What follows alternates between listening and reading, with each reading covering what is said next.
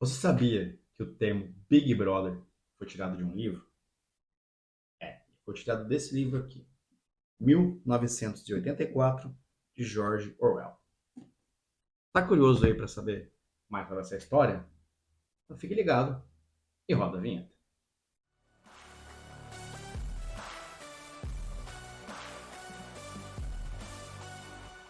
Olá, melhores leitores, tudo bem? Aqui quem fala é o Rafa, criador do blog Os Melhores Livros e aqui do canal Os Melhores Livros. Então, hoje a gente vai falar de 1984, de George Orwell, né? Talvez aí o escritor mais importante do século XX, se não o mais importante, um dos mais importantes, que cunhou o termo Big Brother, a gente vai entender mais aqui nessa resenha, e mais especificamente dessa edição aqui da Dark Side, que está sensacional, a tradução do Alexandre Boyd e ilustrações de Sébastien Verdier, né? As ilustrações, inclusive, estão fantásticas. Deixa eu achar, por exemplo, aqui, onde tem dois personagens que estão se encontrando numa mata. A gente tem uma, inclusive, do Winston, que é nosso personagem principal. E aqui atrás, a foto do líder supremo deles, que é o Big Brother, ou o Grande Irmão, né? Com dizeres: o Grande Irmão está observando você. E é justamente desse tipo de afirmação do livro que é tirado o conceito de Big Brother. E por quê, né? No livro 1984, tive uma sociedade totalitária. E a casa de todas as pessoas possui uma tela-tela, mais ou menos uma televisão, só que essa televisão ela filma constantemente o que está todo mundo fazendo. Então, há membros do partido ali no poder que observam o que as pessoas estão fazendo. E aí associou a ideia desse mundo onde o líder supremo aí está observando você, mais ou menos o que a gente faz quando está assistindo, né, ao reality show ali que é sucesso no Brasil, está na boca do povo. Então está julgando, né, aquelas pessoas pelos atos dela na frente da teletela ou das câmeras aí. Mas aí voltando para o livro, essa edição da Dark Side, né, pode até ver a beleza do que é essa edição. Eu recomendo ela, vou até deixar o link especificamente dela aqui embaixo, porque é um daqueles livros que você vai ter para sempre, né? Então vale a pena investir numa que seja assim bem bonita e de uma qualidade premium, que é essa aqui. Recomendo bastante. Mas aqui nesse mundo, a gente está num mundo chamado Oceânia, que é um estado totalitário aí que abrange toda a América e a Inglaterra, e está a partir da visão do Winston Smith, que mora em Londres. Essa sociedade ela funciona com um partido no poder e que tem diversos ministérios, são quatro para falar a verdade. E aqui eles trabalham, ele começa a trabalhar um conceito que ele chama de duplo pensar, que é a capacidade de acreditar em duas coisas opostas sem que deixe de ser verdade. Então, por exemplo, o Winston ele trabalha no Ministério da Verdade, mas esse ministério é responsável por falsificar documentos e notícias do jornal Times. Tem o Ministério da Paz, que é responsável pela guerra, né? Quando a gente começa o livro, a Oceania está em guerra com a Eurásia, depois ela muda para uma guerra com a Lestásia. A gente tem o Ministério da Fartura, que é basicamente o nosso Ministério da Fazenda, né? Que cuida da economia. E temos o Ministério do Amor, que é responsável por espionagem, controle da população, lavagem cerebral, tortura, tudo o que é necessário para coibir quem quer ser contra o partido. Então, o conceito do pensar está bem presente aqui. Eu até vou ler aqui como que o próprio autor traz esse conceito dentro do livro, né? E o porquê que eles utilizavam o duplo pensar. Então, em última análise, é por meio do duplo pensar que o partido consegue deter o curso da história.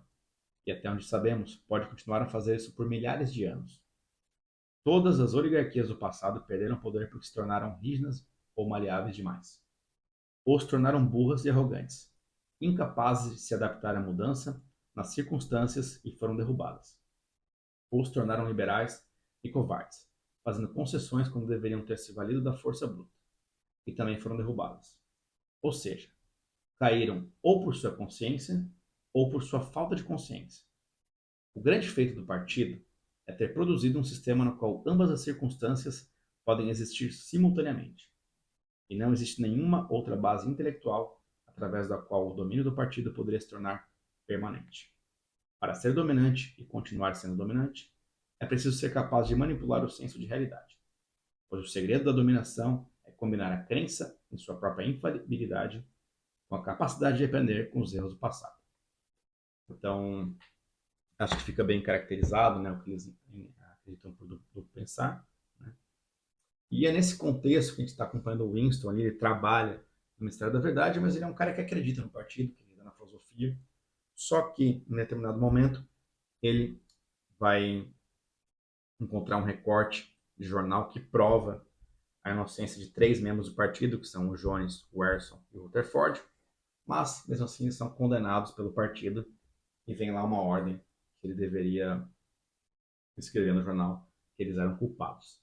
Isso aí começa a matutar na cabeça dele e ele começa a manter um diário na qual ele vai registrando todas as inconsistências do partido. Por exemplo, uma outra notícia: o partido está diminuindo a cota de chocolate, mas fala que ele tem que falar que está aumentando.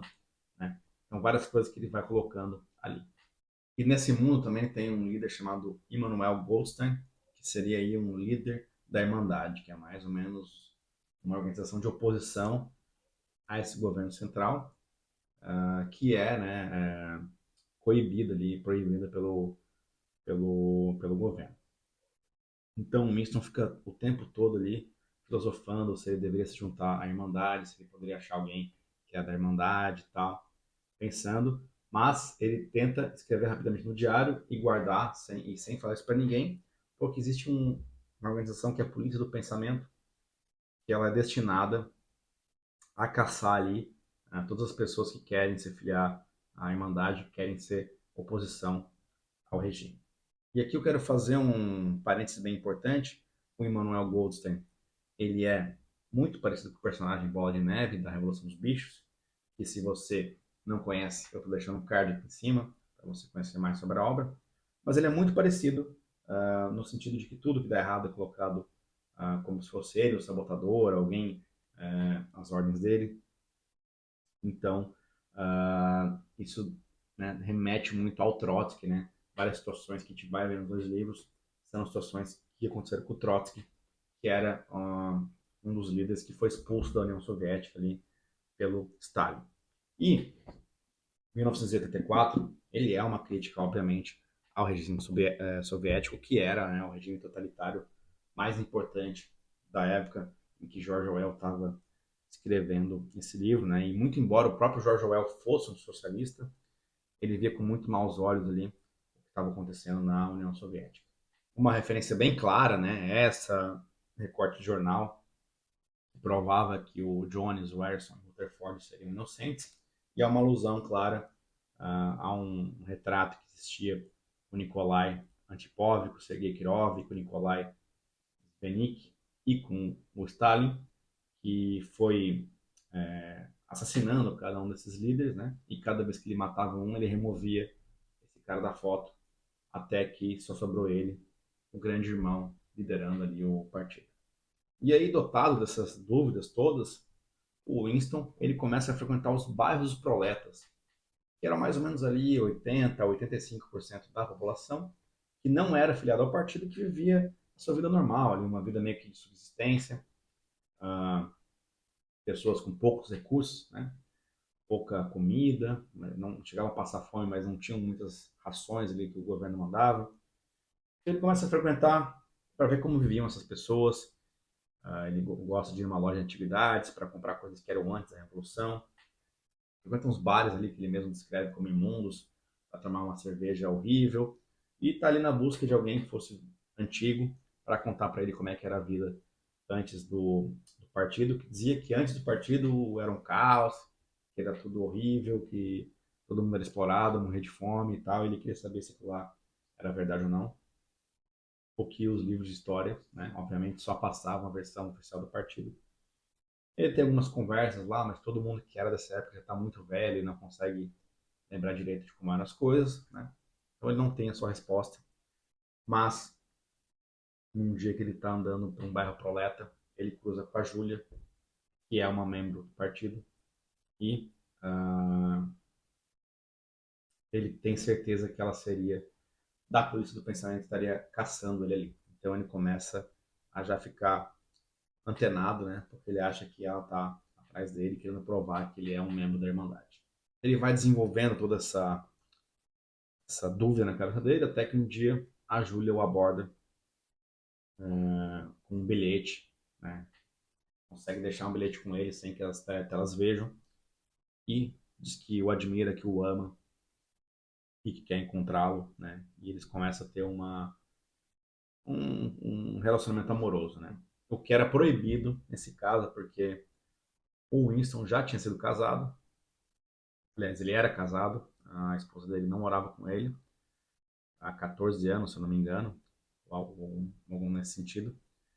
Mas o divórcio não era permitido ali, e também relações amorosas não eram permitidas, porque era permitido era você se casar com alguém com o único intuito da reprodução e o restante do tempo se dedicar às atividades do partido. Então eles começam a ter essa relação indo para cidades pequenas, longe de Londres ali, se encontrando no meio do mato, até que eles alugam um quarto ali, num desses bairros proletas, no qual não tem teletela, e eles podem estar ali vivendo o amor deles, né?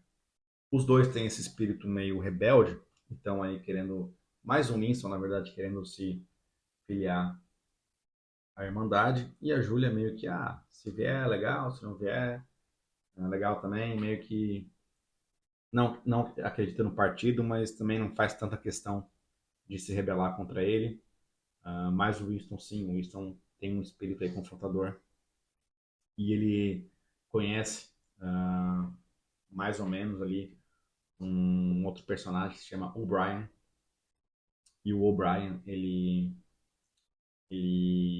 dá várias palavras dúbias, né, que fazem o Winston achar que ele é um membro da Irmandade. E aí o O'Brien convida o Winston para ir para casa dele, e ele leva a Julia junto. E lá eles vão conversar muito sobre as ideias de oposição ao regime. Ele fica impressionado porque o O'Brien tem o poder de desligar uma teletela, né? Então ele já consegue perceber que o O'Brien ele é bem alto na hierarquia do partido. O O'Brien tem ali uma casa luxuosa para os padrões daquele país, e ele dá para ele um exemplar do livro Teoria e Prática do Coletivismo Oligárquico, de Manuel Goldstein, para que ele lesse e solucionasse a dúvida dele, porque a grande dúvida do Winston é que ele entendia como que o partido fazia o que estava fazendo, mas não entendia por quê. E nesse livro ele vai, obviamente, entender os motivos, né, das perseguições, os motivos de tudo, da mentira, de tudo que é feito ali naquele país. Só que o grande plot twist do livro é que o O'Brien não é um membro da Irmandade. O O'Brien, ele é de fato um membro da Polícia do Pensamento, e por isso que ele é tão importante dentro do partido. Ele arma, né, uma cilada ali com esse livro para o Winston ser pego em flagrante ali com um livro que é proibido naquele país. Tanto o Winston quanto a Julia são levados para o Ministério do Amor, onde eles vão ser torturados pelo O'Brien e quebrados ao meio. Até que tem principalmente do Winston, a gente acompanha muito as cenas de tortura, as cenas de debate entre os dois, até que o Winston ele é totalmente quebrado, né, totalmente resignado. A cena de resignação, né, quando o O'Brien fala para ele, se o partido disser para você que 2 mais 2 é igual a 5, você tem que aceitar. E aí, o Winston, quando ele desiste de tudo, ele aceita que 2 mais 2 é igual a 5, e passa de fato a acreditar nisso de novo, né? E isso é bem importante para o livro, tanto que ele vai gerar até uma das ilustrações mais legais aqui. Tem, né? Finalizando ali a obra. Uma mensagem bem clara, né?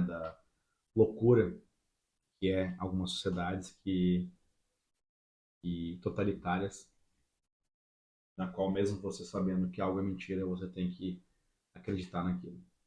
Tem um outro conceito que eu quero trazer aqui, que é muito trabalhado nesse livro, que é a nova língua, né? A nova língua, dependendo da tradução, que é mais ou menos um novo idioma que o partido está construindo, retirando todas as palavras do inglês, né? Esse livro é originalmente escrito em inglês.